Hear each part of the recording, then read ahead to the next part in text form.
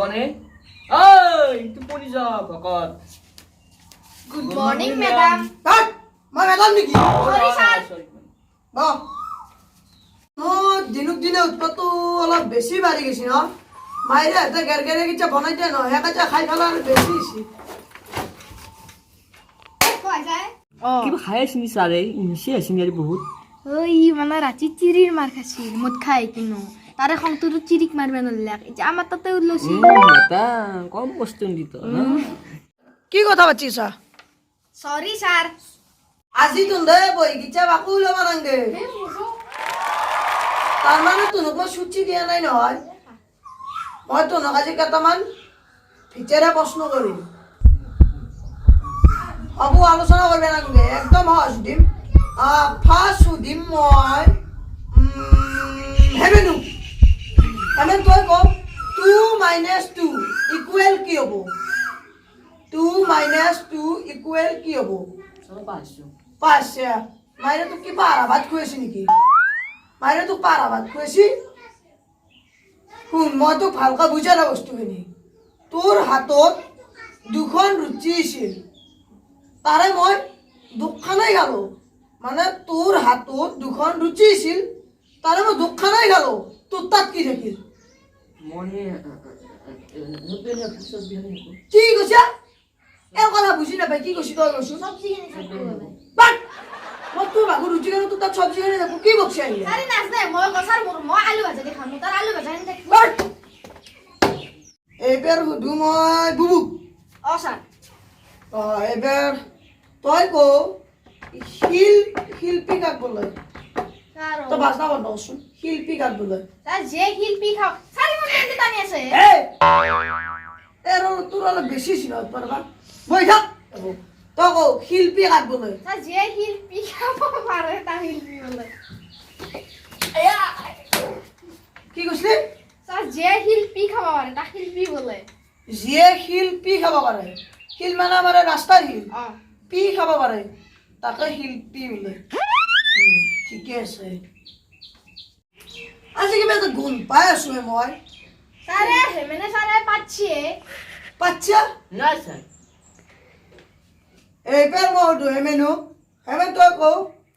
Doctor Bhupen হাজৰিকাৰ সমাধি ক্ষেত্ৰ ক'ত অৱস্থিত আদাবাৰী আদাবাৰী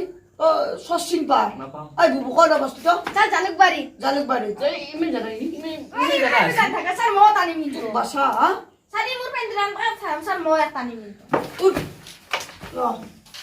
কি কৰি আছ নো তেতিয়া পাই সাৰি মোৰ পেন্দ্ৰান থাকে পেণ্টটো টান থাকে গতিকে তইও টানবি তোক পাগলা কুকুৰ এটা কামুৰিলাকে দে সেই বুলি তইও কামুৰিবি নেকি তই কুকুৰ বুলি ক'ব লাগব কি কি অলপ বেছি বচোন ব আৰু তোক আৰু মই লাষ্ট প্ৰশ্ন সুধি এটা যাবা দেৱাৰ সেইদিনা দিপ্তেশ্বৰী ৰাসত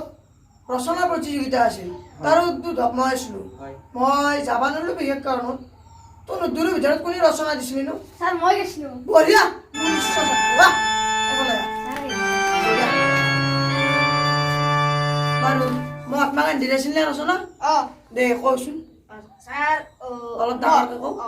মহাত্মা গান্ধীৰ জন্ম হৈছিল 1449 চনত বৰদোৱাৰ আলিপুখুৰী নামে ঠাইত তেওঁৰ মাতৃৰ নাম আছিল সত্যসন্ধা পিতৃৰ নাম আছিল কুসুমবাৰ ভূঞা শিক্ষাগুৰুৰ নাম আছিল মহেন্দ্ৰ কন্দলী যা যা যা যা হ'ব যা মই বাপৰে মহাত্মা গান্ধী শিক্ষাগুৰু মহেন্দ্ৰ কন্দলী হ'ব হ'ব যা ছুটি যা অ দাদা মই শুনে এইটো কিহৰ বহি নে বহিটো তোৰ তাততো থাকিব নালাগে চাওঁ প্ৰিয়া মই তোমাক কিমান ভাল পাওঁ জানানে মই তোমাক চাই থাকিবৰ কাৰণে মই দেউতাৰ তাতে টিউশ্যন লৈছোঁ তোমাক মই বহুত ভাল পাওঁ আই লাভ ইউ প্ৰিয়া ই তাৰমানে বেটাই মোৰ আপিক ভাল পায় সেইকাৰণে মোৰ তাত টিউশ্যন লৈছি অ' চালাৰ বেটা তই মোৰ আপিক ভাল পা বন্ধু মই আপনি ভাল পাওঁ আজি আমি আপোনালোকৰ মাজত আমি যিটো ভিডিঅ' শ্বুট কৰিলোঁ সকলোৱে চাই ভালে পালে আজিৰ আমি এই ভিডিঅ'টো টিউশ্যনৰ ওপৰত বনাইছোঁ আমি বুবু হেমেন মই এনেকৈ লগ লাগি আমি এনে ভিডিঅ'টো কৰিলোঁ ভিডিঅ'টো অলপমান কম টাইম হৈছে কাৰণ বতৰটো অকণমান বেয়া এইকেইদিনৰ পৰা বতৰটো বেয়া কৰি আছে আজি বুবু কিবা খাওক হাই গাইজ যদি ভিডিঅ'টো চাই ভাল পালে তেতিয়াহ'লে লাইক কৰিব শ্বেয়াৰ কৰিব কমেণ্ট কৰিব আৰু যদি চেনেলটোত নতুন হয় তেনেহ'লে চেনেলটো ছাবস্ক্ৰাইব কৰিব আৰু লগতে থকা বেল আইকনটো প্ৰেছ কৰি দিব। জয়